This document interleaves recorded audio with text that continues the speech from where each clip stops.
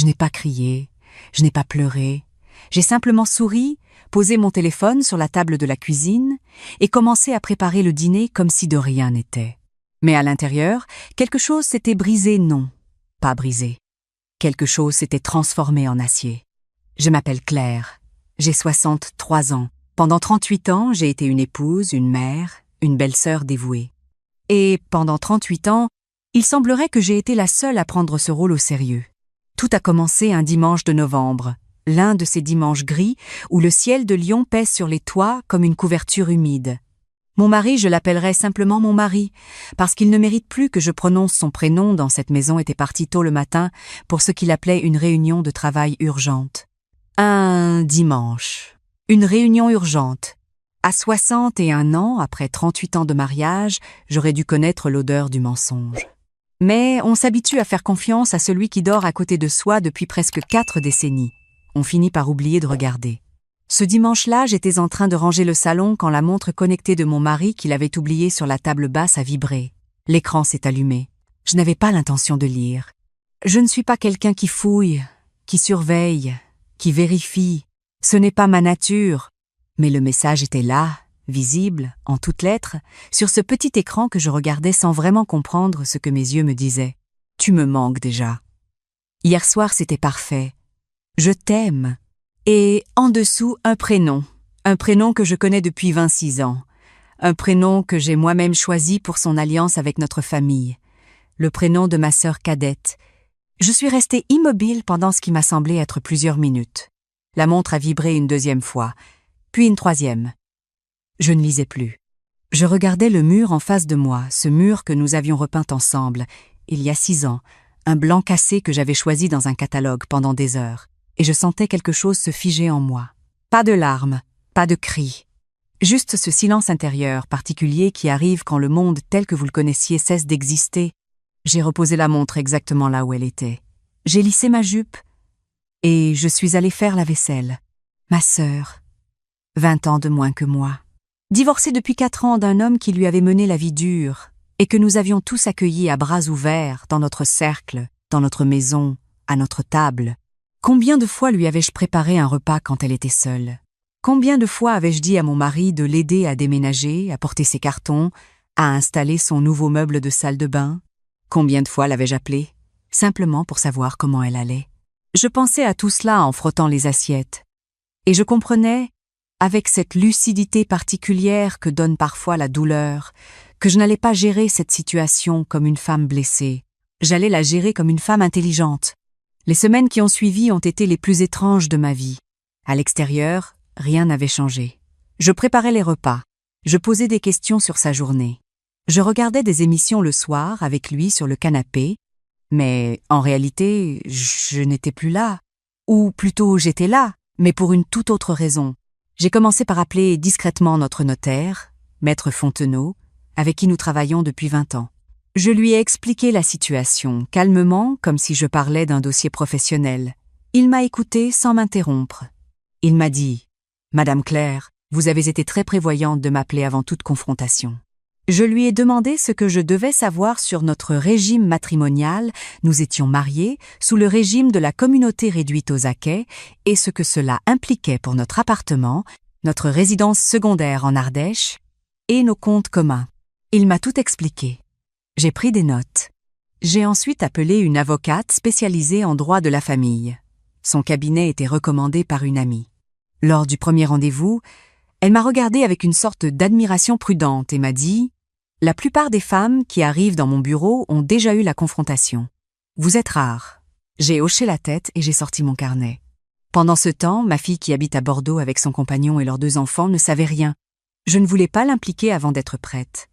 Elle a toujours eu une relation compliquée avec sa tante, ma sœur, qui se comportait souvent comme si elle était la seule à avoir des difficultés dans la vie. Mais je savais que quand elle apprendrait la vérité, elle serait effondrée. Pas surprise, effondrée. 3 semaines après la découverte de ce message, j'avais rendez-vous chez Maître Fontenot pour signer un document important concernant la résidence d'Ardèche.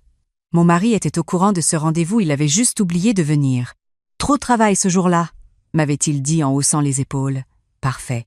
Je rentrais chez moi en tramway, mon sac sur les genoux, quand j'ai reçu un message de ma fille. Maman, tu viens bien au déjeuner de Noël de grand-mère dimanche prochain? Tante Sylvie a dit qu'elle serait là aussi. Tante Sylvie. Ma sœur.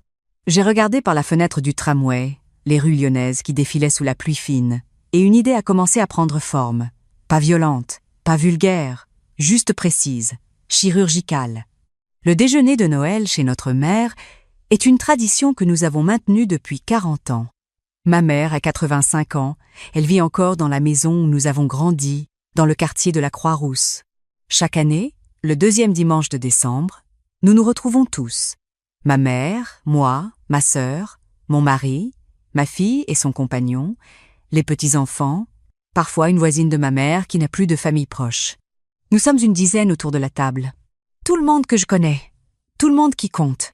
Cette année, j'allais préparer un diaporama. L'idée m'était venue simplement, presque naturellement. Mon mari avait l'habitude d'utiliser notre télévision connectée dans le salon de ma mère pour montrer des photos de famille lors des fêtes. Il adorait ça, se positionner comme le chef de famille attentionné, celui qui pense à capturer les souvenirs. Depuis 2 ans, il gérait lui-même notre compte photo partagé sur le cloud familial. Ce qu'il ne savait pas, c'est que j'avais toujours le mot de passe. Je me suis connectée un soir pendant qu'il dormait. Il avait été prudent, globalement. Mais pas assez. Pas complètement. Dans un dossier intitulé Document Pro, je vous laisse apprécier l'originalité, il y avait des photos. Des photos de lui et de ma sœur prises visiblement lors d'un week-end dans ce qui ressemblait à un hôtel de Grenoble. Ils souriaient. Ils avaient l'air heureux. Il y avait une photo où ils étaient assis l'un contre l'autre devant une fondue savoyarde, la même fondue que nous avions partagée lui et moi dans ce même type de restaurant lors de notre voyage de noces, 38 ans plus tôt. J'ai téléchargé ce dont j'avais besoin. Pas tout. Juste ce qui était suffisant. Ce qui était incontestable. J'ai aussi retrouvé dans mes propres fichiers une série de captures d'écran que j'avais prises discrètement depuis la montre, les soirs où elle traînait dans le salon, des messages, des dates, des mots que je ne répéterai pas ici, non pas parce qu'ils me blessaient encore, mais parce qu'ils n'avaient plus d'emprise sur moi. Ils étaient devenus des pièces à conviction. Le diaporama était prêt 1 semaine avant le déjeuner. 47 photos de famille, des vraies, des belles, des souvenirs authentiques et au milieu, glissées comme une évidence, cette photo que personne n'attendait. J'avais soigné la transition. Après une photo de mon mari souriant avec nos petits-enfants à l'anniversaire du dernier, venait une photo de lui souriant avec ma sœur dans cet hôtel de Grenoble. La ressemblance de composition était presque comique. Le dimanche matin du déjeuner, je me suis levée à 7 heures. J'ai préparé les bûches de Noël que ma mère m'avait demandé d'apporter 2 bûches, une chocolat et une vanille framboise, commandées chez le pâtissier Bernachon rue de la République, comme chaque année. J'ai mis ma plus belle robe, celle que ma fille m'avait offerte pour mon anniversaire, un bordeaux profond, avec un col légèrement brodé. Je me suis coiffée soigneusement. J'ai mis mes perles. Mon mari, lui, était de bonne humeur. Il sifflotait en se rasant. Il m'a dit que j'étais élégante. Je l'ai remercié. Dans ma voiture, j'avais 2 choses. Le plat des bûches dans un sac isotherme sur le siège passager et dans mon sac à main, une clé USB contenant le diaporama. Et dans la poche intérieure de mon manteau, une enveloppe. Dans cette enveloppe, une lettre.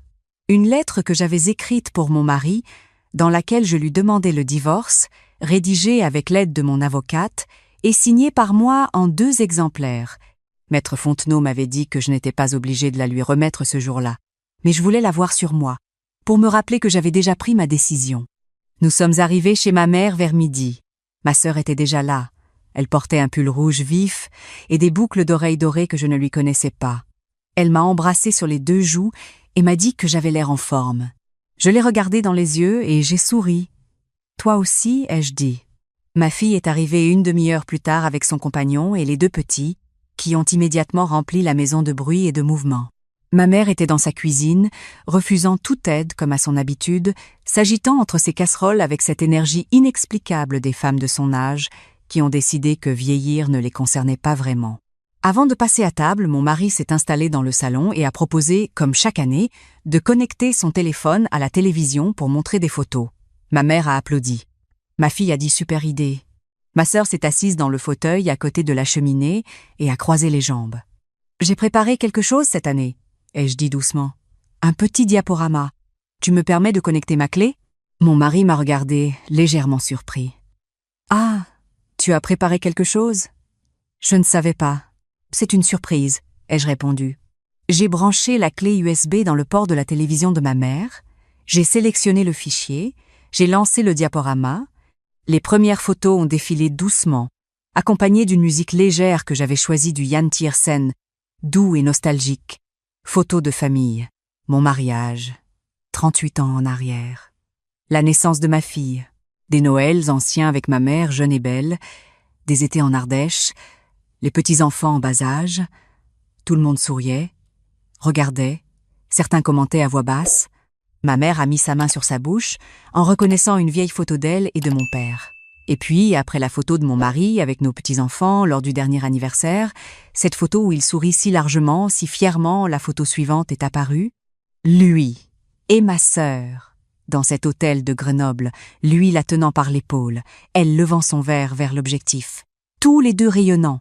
Le silence a été immédiat et total, comme si quelqu'un avait aspiré tout l'oxygène de la pièce. J'avais paramétré le diaporama pour que chaque photo reste affichée 10 secondes avant de passer à la suivante. 10 secondes, c'est long. C'est très long quand une pièce entière retient son souffle. La photo suivante. Un autre cliché du même week-end. Une promenade visiblement en montagne, leurs mains enlacées. Puis, une capture d'écran d'un message. Juste un. Celui où ma sœur lui écrivait « Je t'aime » et lui répondait « Moi aussi, plus que tu ne le crois ». Ma fille a émis un son quelque chose entre le souffle coupé et le sanglot. Mon compagnon de ma fille a posé sa main sur son bras. Les enfants ne comprenaient pas, mais ils avaient senti que quelque chose s'était passé et s'était tu. Ma mère, depuis le couloir qui donnait sur le salon, regardait la télévision avec une expression que je n'avais jamais vue sur son visage. Pas de la colère. Quelque chose de plus vieux que la colère. Mon mari s'est levé d'un bond. « Claire, arrête ça, attends. »« Mais pourquoi arrêter ?» ai-je dit, très calmement. « Ce sont des photos de famille. » Ma sœur ne disait rien. Elle était devenue d'une couleur qui n'existe pas vraiment dans la nature, une sorte de blanc avec des taches rouges aux joues. Elle regardait ses mains. « Je veux juste que vous sachiez tous, » ai-je continué, toujours de cette même voix posée que je n'avais pas préméditée mais qui était venue toute seule, que je suis parfaitement informée, depuis plusieurs semaines, et que j'ai eu le temps de m'organiser. J'ai sorti l'enveloppe de la poche de mon manteau. Je l'ai posée sur la table basse devant mon mari. C'est une demande de divorce. Tu en as un exemplaire? L'autre est déjà chez mon avocate. Maître Isabelle Chartier, tu trouveras ses coordonnées en dernière page. Il me regardait comme s'il ne me reconnaissait pas. Peut être qu'il ne me reconnaissait pas. Peut être que pendant 38 ans, il avait vécu avec une version de moi qui n'était qu'une partie de ce que j'étais vraiment. Claire, on peut en parler. Nous en parlerons par avocat interposé, je dis. C'est plus propre. Je me suis tournée vers ma fille, qui pleurait silencieusement, les 2 mains plaquées sur sa bouche. Je me suis approchée d'elle, je me suis accroupie à côté de son fauteuil, et je lui ai pris les mains. Je vais bien, lui ai chuchoté. Je t'assure, je vais très bien. Elle m'a regardée à travers ses larmes avec une expression où se mêlait la douleur, et quelque chose d'autre, une reconnaissance peut être de ce que j'étais vraiment. Je me suis relevée, j'ai regardé ma sœur une dernière fois. Elle n'avait toujours pas dit un mot. Il n'y avait rien à dire de toute façon. Certaines trahisons sont au-delà des mots, au-delà des excuses, au-delà même de la colère. Elles appartiennent à une catégorie à part, celle des choses qu'on ne répare pas. Je te laisse expliquer à maman, et je dis à ma sœur, « Tu lui dois au moins ça. » J'ai remis mon manteau, j'ai attrapé mon sac, et j'ai embrassé ma mère, qui s'était approchée de moi sans que je l'entende. Elle m'a tenu contre elle un long moment, cette petite femme de 85 ans qui m'a appris que la dignité n'est pas quelque chose qu'on perd quand les autres se comportent mal, c'est quelque chose qu'on choisit de garder. « Tu es forte ?» m'a-t-elle murmuré à l'oreille. « J'ai eu un bon exemple », ai-je répondu. Je suis sortie dans le froid de décembre, dans cette rue de la Croix-Rousse que je connais depuis mon enfance, avec ses pavés luisants de pluie et ses façades d'immeubles anciens serrés les unes contre les autres. J'ai marché jusqu'à ma voiture. Je me suis assise au volant. Et là, seulement là, dans cet espace privé, j'ai pleuré. Pas de rage. Pas d'amertume. J'ai pleuré cette vie que je croyais avoir. Ces 38 ans que je pensais avoir partagé avec quelqu'un, alors que visiblement il en avait gardé une large part pour lui seul. J'ai pleuré ma sœur, pas celle qu'elle était devenue, mais celle que j'avais cru qu'elle était. J'ai pleuré un peu pour moi-même, pour cette femme de 63 ans qui allait devoir réapprendre à conjuguer les verbes au singulier. Et puis j'ai arrêté de pleurer, j'ai regardé mon reflet dans le rétroviseur, j'ai ressorti un mouchoir de mon sac, je me suis recoiffée et j'ai démarré. La procédure de divorce a pris 10 à 8 mois. Mon mari a d'abord tenté de contester, puis de négocier, puis de temporiser. Mon avocate était excellente et parfaitement imperméable à ses arguments. En France, la prestation compensatoire est calculée selon les ressources et les besoins de chacun. J'avais cessé de travailler à plein temps à 55 ans pour m'occuper de nos affaires communes et soutenir sa carrière. Le juge en a tenu compte. J'ai gardé l'appartement de Lyon. J'ai gardé la moitié de la résidence d'Ardèche que nous avons vendue ensuite d'un commun accord, ce qui m'a permis de constituer une épargne confortable.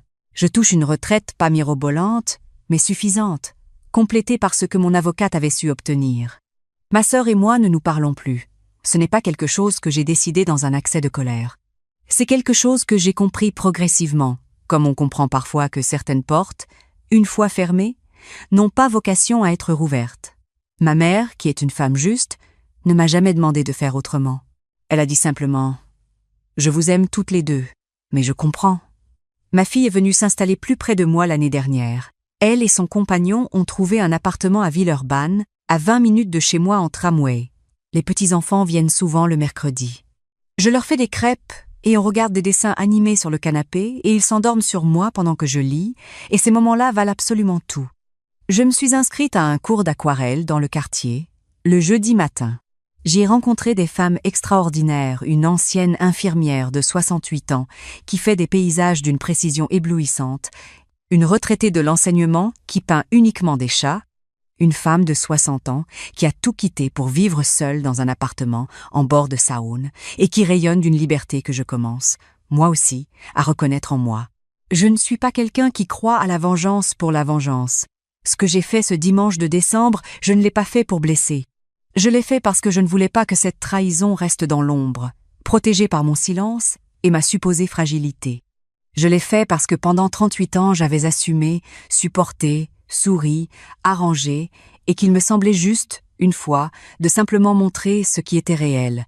Et parce que, franchement, si vous étiez à ma place, vous auriez fait quoi, vous? Il y a une chose que j'ai apprise, à 63 ans, au terme de tout cela. La dignité n'est pas passive. Ce n'est pas courber la tête et encaisser.